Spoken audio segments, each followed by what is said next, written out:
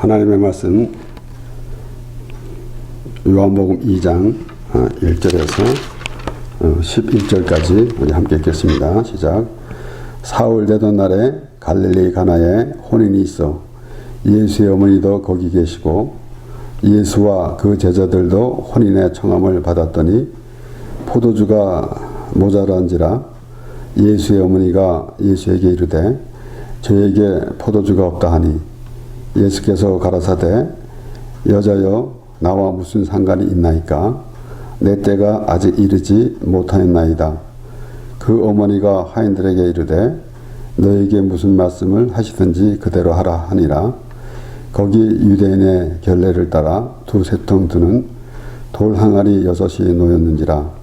예수께서 저에게 이르시되 항아리에 물을 채우라 하신즉 아그같이 채우니 이제는 떠서 연회장에게 갖다 주라 하심에 갖다 주었더니 연회장은 물로 된 포도주를 맛보고 어디서 났는지 알지 못하되 물 떠온 하인들은 알더라.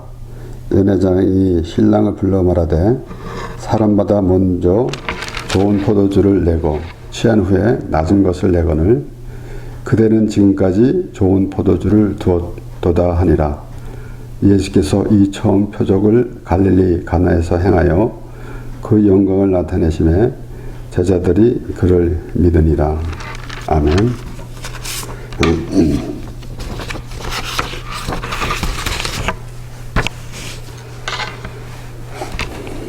오늘 본문 말씀대로 예수께서 처음 표적을 행했다라고 말씀이 기록되어 있습니다.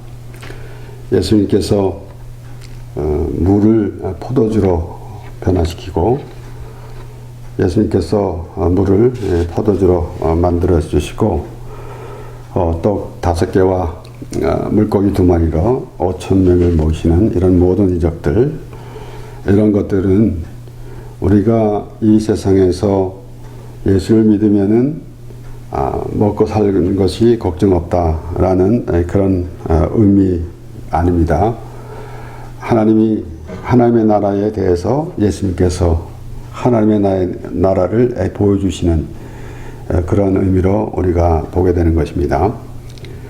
그러므로 오늘 특별히 예수님께서 그 가나의 혼인의 잔치에 청함을 받았는데 제자들도 있었고 그 예수의 어머니도 또 그와 함께 했습니다. 그러니까 물론 우리 삶 가운데서 우리 하나님이 없다라고 하는 사람들은 어떻게 사는지 우리가 생각해 봐야 합니다. 우리의 삶 가운데 하나님이 안 계시면은 무슨 의미가 있는가라는 그런 생각을 해보게 됩니다.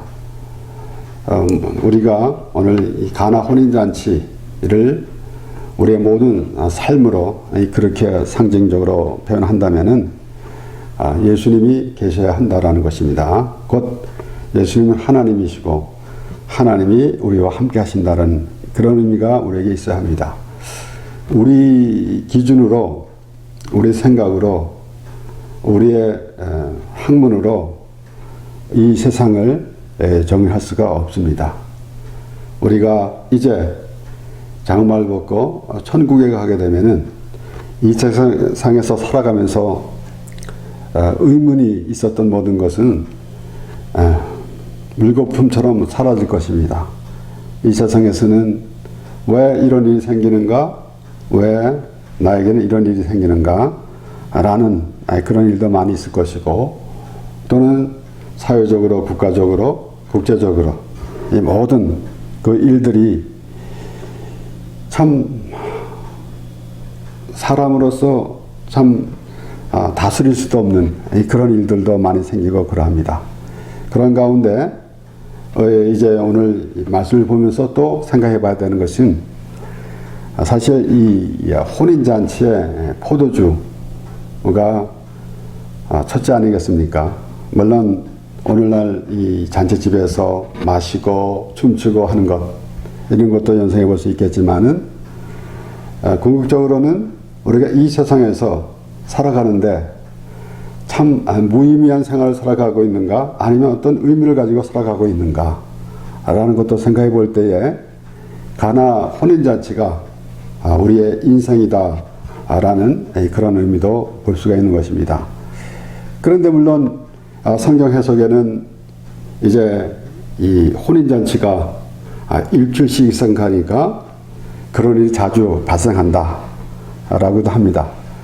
물론 우리가 생각할 때 잔치집에서 포도주가 떨어졌으면은 오늘날 같으면은 마켓에 가서 다시 또 금방 사오기도 하고 전화해서 하기도 하고 해서 문제가 해결될 것입니다. 그러나 우리가 볼 때에 지금 예수님께서 첫 번째 이제 이적을 행하시는데 물로 포도주를 만드셨다라는 것입니다. 그러므로 때로는 우리가 우리의 삶 가운데 있어서 뭔가 부족했다 또는 뭔가 아쉬웠다라는 그런 의미가 있을 때 더욱더 우리는 이 세상의 삶을 물려내거니와 하나님께서 우리를 어떻게 인도해 가시는지 우리가 생각해 보게 됩니다. 물론 여기에 이제 예수 어머니가 이 포도주가 모자란다고 예수께 그렇게 말했을 때에 우리 4절에 보면은 예수께서 가라사대 여자여 나와 무슨 상관이 있나이까 내 때가 아직 이르지 못했나이다 라고 하십니다. 그래서 이제 그 당시에 그 여자라는 그 단어가 아주 공경하는 단어다라고도 해석이 나오지만은 우리는 항상 그 예수님과 우리의 관계, 그래서 우리는 예수님의 신부가 되는 그런 의미를 또 보기도 합니다. 그 가운데 예수님께서 결국은 4절에 보면은 책망하는 그런 어조가 아니겠습니까? 그런데 예수님께서 무엇 때문에 이 땅에서 오셨나? 예수님 오셨는데 하나님께서 예수님을 보내주셨는데 왜 예수님을 보내주셨는가? 예수님이 오셔서 하실 일이 무엇인가?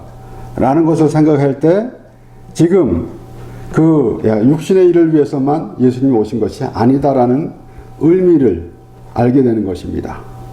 그래서 우리가 잘 아는 마태복음 6장에 물론 이제 표제는 또 재물관이라는 재물에 대해서 예수님께서 말씀해 주신 것으로 그렇게 보기도 합니다만은 이제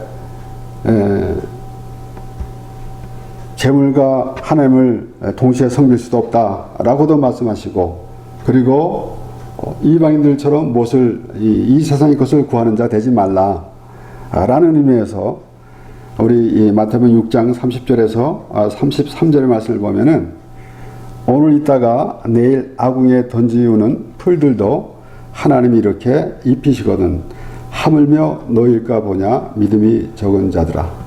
그러니까 공중에 나는 새를 보라 들에 핀 백합화를 보라 라고 하시면서 하나님께서 이렇게 입히시는데 하물며 너일까 보냐 라고 그렇게 말씀하시고, 그래서 하물며 너일까 보냐 믿음이 적은 자들아. 그러므로 염려하여 이르기를 무엇을 먹을까 무엇을 마실까 무엇을 입을까 하지 말라.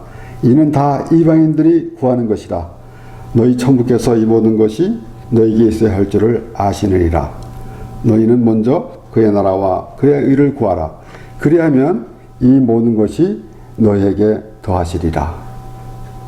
예수님께서 오신 목적이 무엇인지 그거 깨닫지 못하고 우리가 예수 믿으면 자석이 되리라라는 그런 생각만 갖고 있으면은 참으로 예수님이 오신 그 의미가 아무것도 없어지게 됩니다. 그러니까 예수님은 우리를 구원하러 오셨는데 각자 믿음대로 그렇게 예수님을 믿으면서 내가 예수를 믿음으로 어떻게 되리라라는 그 믿음대로 가는 방법밖에 없지 않습니까? 그러니까 예수님께서 말씀하실 때 그 말씀을 잘 깨달아 알고 나는 의인을 부러운 것이 아니라 죄인을 부러웠다 라고 말씀하실 때, 그래서 하나님과 우리의 관계는 예수로 인하여 관계가 이루어지는데 하나님께서 예수님을 보내주셨는데 그 의미가 무엇인지 알려고 하고 또는 예수님께서 하신 말씀을 들으면서 그렇게 해 가야 하는 거 아니겠습니까? 물론 우리가 전체적으로 그 혼인잔치에 대해서 볼 때에 우리 인생에 대해서 볼 수가 있지만은 이제 예수 어머니가 그렇게 예수께 포도주가 모자란다 라고 할 때는 과연 예수의 어머니가 예수에 대해서 알고 있으면서도 결국은 이러한 그 청을 하고 있는 것. 그러니까 오늘날 우리가 예수 믿고 구원받읍시다 해서 또 우리는 예수 믿고 구원받으세요 하고 전도를 해서 이제 교회도 오고 하게 되는데 우리가 신앙생활 하다 보면은 그 구원의 의미는 사라져 버리고 그리고 우리는 이 습관적인 신앙생활이 되는가 이 육신의 것을 구하는 그러한 모습에 있게 되는 것입니다. 그래서 지금 예수님께서 결국은 지금 하시는 일은 예수의 어머니가 부탁한 걸 들어주는 그런 의미가 아니라 예수님을 또 보여주시는 것입니다. 하나님께서 바로 예수 그리스도를 보내주셨는데 예수 그리스도가 어떤 의미로 이 세상에 오셨는가라는 것을 보여주시는 것입니다. 그래서 결국은 이제 예수님께서 6절에 보면은 거기 유대인의 결례를 따라 두세 통 드는 돌 항아리가 6이 놓였는지라 예수께서 얘기하시되 항아리에 물을 채우라 하신즉 9가지 채우니 유대인의 결례를 따라 두세 통 드는 물 항아리 이 해석에는 그 항아리가 약 75리터 정도 된다고 합니다. 얼마나 큰지 이렇게 짐작을 우리가 할 수 있겠지만은 그러나 이 지금 그 돌 항아리가 무엇인가 여기에 바로 유대인의 결례를 따라 그랬어요. 그것은 우리 마가복음 7장 1절에서 5절까지 말씀을 보면은 바리새인들과 또 서기관 중 몇이 예루살렘에 와서 예수께 모였다가 그의 제자 중 몇 사람의 부정한 손, 곧 씻지 아니한 손으로 떡 먹는 것을 보았더니 바리새인들과 모든 유대인들이 장로들의 유전을 지켜 손을 부지런히 씻지 않으면 먹지 아니하며 또 시장에서 돌아와서는 물을 뿌리지 않으면 먹지 아니하며 그 외에도 여러 가지를 지켜오는 것이 있으니 잔과 주발과 놋그릇을 씻음이로라. 이에 바리새인들과 서기관들이 예수께 묻되 어찌하여 당신의 제자들은 장로들의 유전을 준행치 아니하고 부정한 손으로 떡을 먹나이까? 라고 비난했습니다. 그러니까 지금 이 유대인의 결례를 따라 두세 통 드는 물 항아리는 바로 그들이 이제 밖에 나갔다 들어오면 거기서 손을 씻고 하는 그러한 그들이 그렇게 하는 제도입니다. 그래서 여기에 결례라는 것은 바로 그들의 장로들의 유전대로 하고 있다라는 것이에요. 그러니까 지금 예수님께서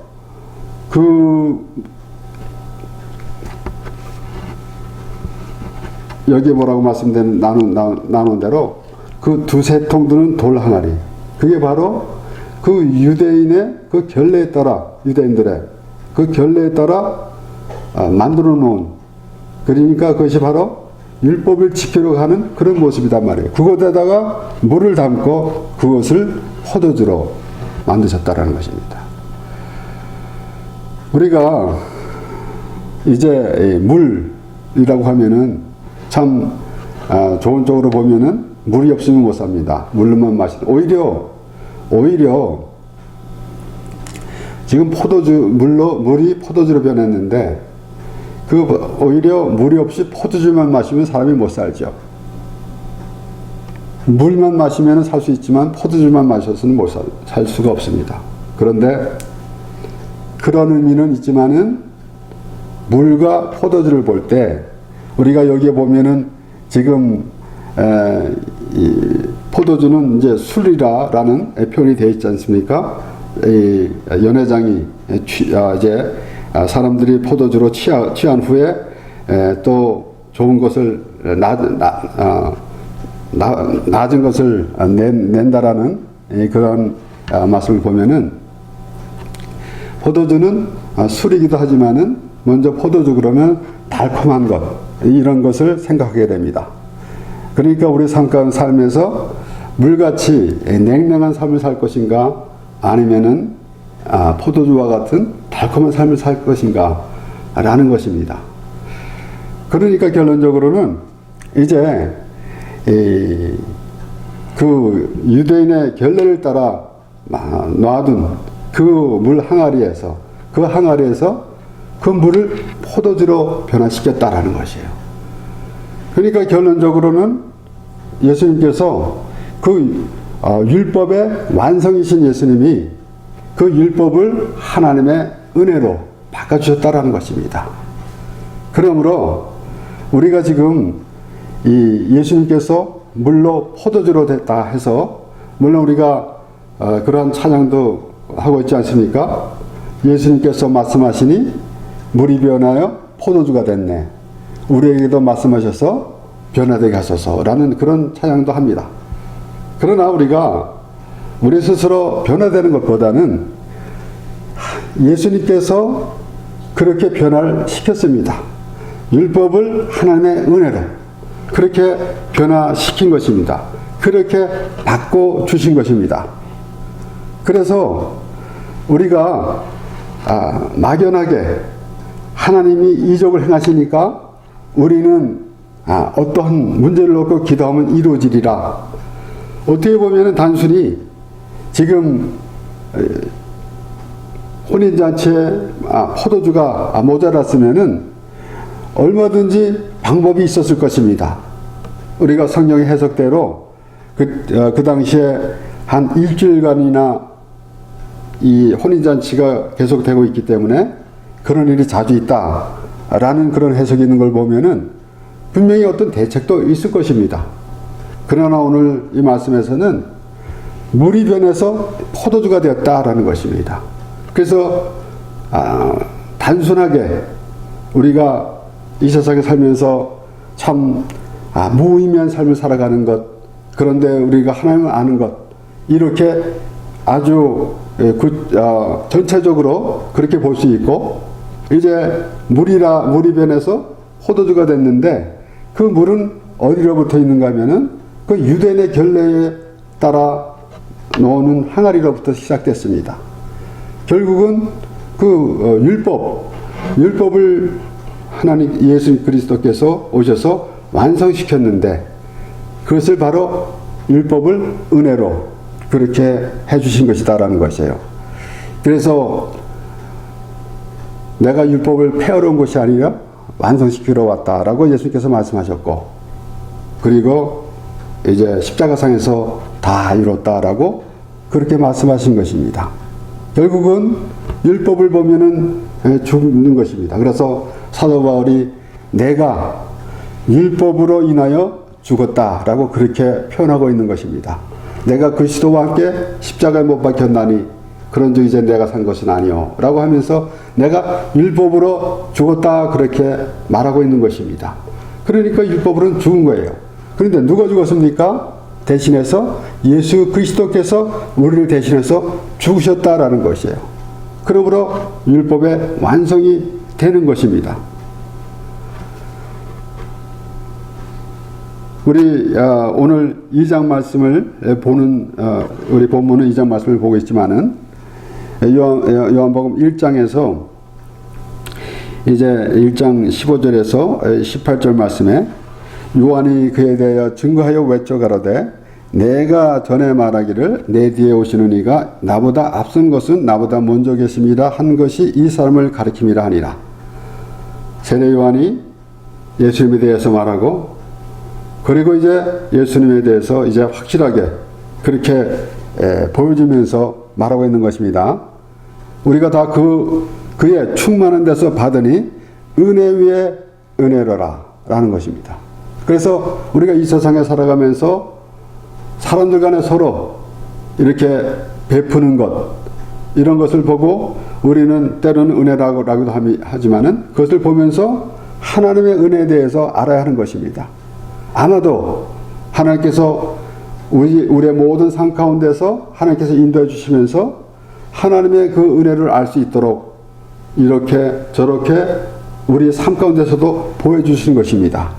그러면서 결론적으로는 우리가 하나님의 은혜로 하나님께서 우리를 지으셨고 우리를 죄에 빠진 우리를 하나님께서 구원해 주시고 그래서 하나님의 나라에서 하나님과 영원히 함께 살게 하시는 그 하나님의 은혜, 그 은혜를 생각하게 되는데 바로 예수 그리스도를 요한이 소개하면서 그렇게 말하고 있는 것입니다. 그래서 우리가 다 그의 충만한 데서 믿으니 은혜 위에 은혜로라. 예수님께서 비유로 말씀할 때마다 이제 있는 자는 더 넉넉해지고 없는 자는 그 있는 것도 빼앗기리라 그랬습니다. 마태복음 25장의 달란트의 비유에서도 5달란트, 2달란트 받은 사람은 남겼습니다. 1달란트 받은 사람은 그냥 묻어두었습니다. 그러니까 하나님의 은혜를 사용하지 아니하고 묻어뒀고 그리고 도로 반납하는 그 모습. 결국은 이제 주인이 와가지고 그 1달란트 받은 종을 책망하고 그리고 뺏어서 10달란트 있는 자에게 주어라 라고 그렇게 주인이 그렇게 말했는데 그 예수님께서 그 비유를 말씀하시면서 하나님의 은혜를 사용하지 않는 하나님의 은혜를 사용하지 않는 자는 누굽니까? 내가 잘하고 있다. 나는 하나님께서 하라고 할 일 모두 다 잘하고 있다. 라고 하는 바리새인들. 그래서 바리새인의 기도 나는 일주일에 2번 금식하고 남 먹고 토식한 일도 없고 그리고 소득에 11조도 내고 그리고 저 세리와도 같지 아니하이다 라고 했지만은 세리는 하나님이요 불쌍히 없어서 나는 죄인으로소이다 그랬습니다. 그래서 세리는 하나님의 은혜를 아는 자고 바리새인은 하나님의 은혜를 모르는 자입니다. 그래서 그 1달란트 받은 것을 땅에 감춰두었다가 그리고 꺼내서 벗어서 주인의 것을 받으셨나이다. 나는 아무것도 건지지 않았다라고 그렇게 말하는 것입니다. 바리새인들은 유대인들은 자신들이 율법을 지켰다고 그렇게 생각하고 있기 때문에 은혜가 없는 것입니다. 그래서 여기에 우리가 다 그의 충만한 데서 받으니 은혜 위에 은혜로라 라는 것이에요. 율법은 모세로 말미암아 주신 것이요 은혜와 진리는 예수 그리스도로 말미암아 온 것이라. 여기 이 유대인의 결례에 따라 돌 항아리가 있는데 거기 물이 있습니다. 그러니까 모세, 그 유대인들은 그 모세라고 하면은 우리 요즘 말로 보면 껌벅 죽는 거죠. 그런데 율법을 모세로 말미암아 주신 것이요 은혜와 진리는 예수 그리스도로 말미암아 온 것이라.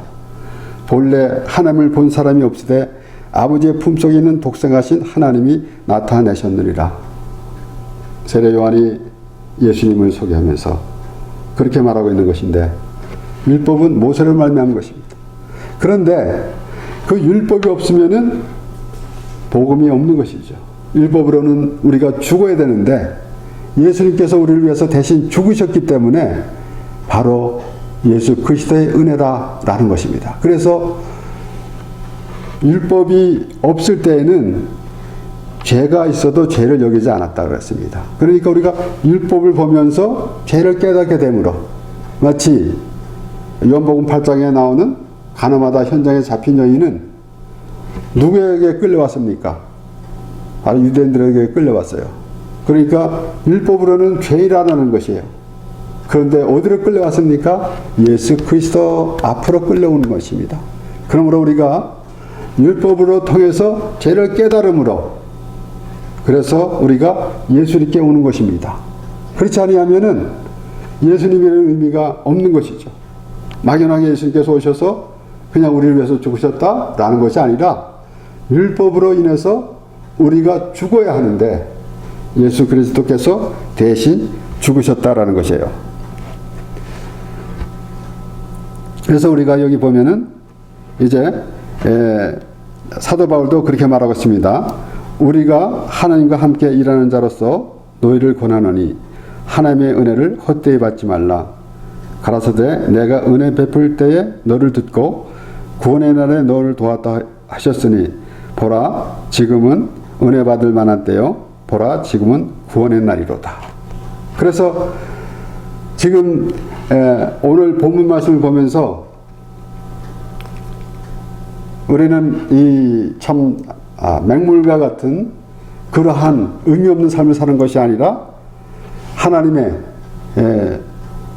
말씀을 통해서 우리가 살아갈 때에 우리 삶 가운데서 하나님이 함께 하신다라는 그 의미를 가지고 있을 때 우리에게 주어진 삶이 하나님으로 인하여 보람된 삶을 살아가게 되는 것입니다.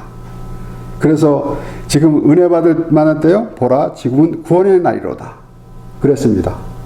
그리고 우리 이사야 61장의 10절 보면은 내가 여호와로 인하여 크게 기뻐하며 내 영혼이 나의 하나님으로 인하여 즐거워하리니 이는 그가 구원의 옷으로 내게 입히시며 의의 겉옷으로 내게 더하심이 신랑이 사물을 쓰며 신부가 자기 보물로 단장함 갖게 하셨습니다. 그러니까 우리가 우리 삶 가운데서 참 우리 생각대로 무의미한 살아가는 그런 삶이 아니라 하나님이 함께 하심으로 물이 변하여 포도주가 된 것 같은 그런 삶을 살아가는 것이고 또한 우리가 율법에서 예수님께서 율법을 하나님의 은혜로 바꿔주셨다. 예수 그리스도의 십자가의 은혜로 우리가 구원받았다라는 그 의미를 부여해 주시는데 그것이 우리가 단지 구원에 대한 그런 논리뿐만 아니라 우리 삶 가운데서 예수 그리스도의 은혜로 우리가 살아간다라는 그 의미가 얼마나 좋은지 우리가 생각해 봐야 되는 것입니다. 우리가 잘 아는 대로 뭐라고 그랬습니까? 이제 탕자 비유라고 말하지만은 성경에 탕자라는 그런 단어는 없습니다. 우리가 만들어낸 것이지. 그러니까 이 큰 아들은 그냥 집에 있는 큰 아들은 아무 그 아버지에 대한 그 고마움이 없습니다. 그런데 집에 나갔다 돌아온 자는 그 아버지가 얼마나 애타게 찾는 것도 알고 있고 그리고 그 아버지에 대한 그 은혜를 깨닫게 되는 것입니다. 그렇지 않습니까? 그래서 우리가 율법 생활하는 그런 모습은 정말 맹물과 같은 그런 맹물로 살아가는 그런 모습입니다. 그런데 예수님께서 우리를 위해서 십자가에서 죽으시고 내가 죄인인데 죄사함을 받아서 하나님 나라의 백성이 되었다라는 그런 의미, 나 같은 죄인 살리신 그 은혜 놀라워라는 그러한 믿음의 사람이 될 때에 우리의 삶이 하나님께서 원하신 삶이 될 것이고 우리는 참으로 하나님으로 인하여 기쁨으로 살아가는 우리의 모습이 될 것입니다. 그래서 우리가 지금 예수님께서 물을 포도주로 바꿔주셨는데 우리 스스로 그 말씀을 믿으면서 우리가 그런 밋밋한 종교 생활에서 벗어나서 하나님의 은혜에 충만한 생활을 하는 것이 우리의 기쁨이며 하나님의 기쁨이 될 것입니다. 기도하겠습니다.